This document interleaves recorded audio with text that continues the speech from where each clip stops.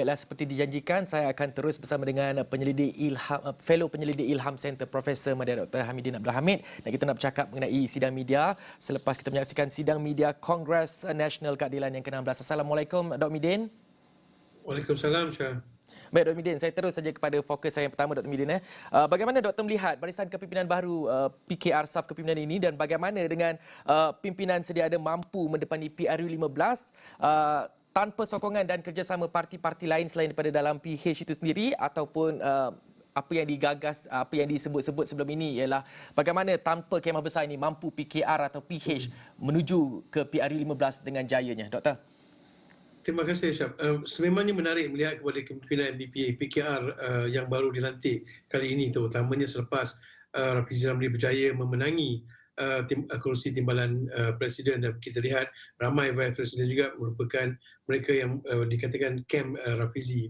Tapi kalau kita lihat kepada perwakilan kali ini, wakil-wakil dalam MBP parti keadilan, kita melihat ia merupakan satu persediaan dengan jelas, ya.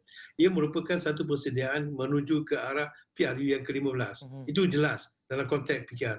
Walaupun tidak berlakunya satu transisi yang jelas dalam konteks kepimpinan untuk melihatkan satu kemunculan kepimpinan baru, ramai penganalisa berpendapat bahawa seharusnya Kongres kali ini juga merupakan satu tanda aras yang boleh menunjukkan bahawa PKR sedang membina satu kepimpinan baru.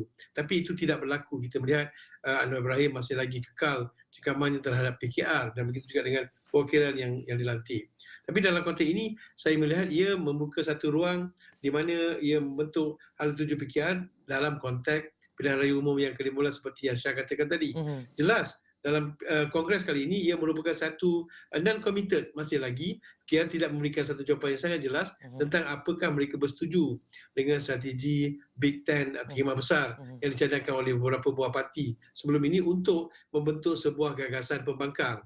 Jadi dalam konteks ini ia masih lagi saya kira merupakan satu yang belum diberikan perhatian yang jelas. Apa yang ditekankan oleh PKR ketika ini ialah bahawa mereka akan memberikan penekanan kepada kerjasama di dalam PH sahaja. Buat ketika ini itu komitmen yang diberikan oleh PKR. Tetapi tidak juga jelas adakah PKR akan bergerak secara solo atau sebaliknya dalam ketika walaupun terdapat suara-suara di luar sana, di luar pada Kongres ini yang mahukan PKR bergerak secara sendiri dan sebagainya. Tapi itu tidak dapat dinyatakan dengan jelas dalam Kongres kali ini. Baik, Dr. Midin, tadi Datuk Seri Anwar Ibrahim ada cakap, saya ada quote sikit di sinilah, mula dengan keyakinan, kekuatan, keadilan dan juga PH bagi mendepani PRU 15, khusus untuk jentera-jentera yang akan berkempen nanti. Jadi kita nak melihat dinamika hubungan ataupun dinamika kerjasama antara pemimpin nombor 1 dan juga nombor 2 PKR ini. Jadi bagaimana dengan isu semalam yang menjadi sebutan ramai pihak khususnya di sosial media mengenai kenyataan Rafizi Ramli ada mengatakan bahawa tak perlu membodek dan pertahankan Anwar. Jadi bagaimana Dr. Midin melihat keterbukaan Datuk Seri Anwar Ibrahim sendiri menerima kritikan daripada orang nombor 2 yang baru saja menjawab jawatan itu dalam parti PKR? Dr. Midin.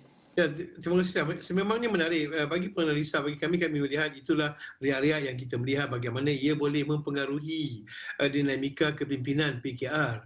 Dan saya rasa sebagai seorang ahli politik yang matang, mempunyai pengalaman, Datuk Seri Anwar Ibrahim berjaya menenangkan suasana itu dan tidak menyahut cabaran itu dan tidak membawanya ke tahap yang lebih tinggi. Dan itu saya kira menunjukkan kematangan politik saudara Anwar Ibrahim. Tapi pada masa yang sama, ia juga menunjukkan satu dinamika baru dalam konteks kepimpinan yang sedang berlaku dalam PKR. Sejauh mana itu akan menjadi satu karakteristik baru kepimpinan PKR, itu kita akan tunggu dan lihat pada masa yang mendatang, terutamanya menuju pilihan raya ke-15, dan terutamanya bagaimana sikap PKR dalam melakukan negosiasi dengan parti-parti lain. Kerana inilah saya kira yang akan mempengaruhi, kalau kita lihat bagaimana kaedah pendekatan, bahasa yang digunakan oleh Rafizi itu, bagaimana ia boleh mampu mempengaruhi hubungan PKR dengan parti-parti yang lain. Jadi ini yang saya melihat bagaimana dinamika dalaman parti PKR itu akan mempengaruhi bagaimana dia melakukan kerjasama dengan parti-parti yang lain. Walaupun setakat ini ramai yang kita lihat masih lagi menunggu bagaimana Rafizi boleh menyesuaikan dirinya dalam konteks kerjasama dengan parti-parti yang lain selepas sahaja daripada Kongres ini.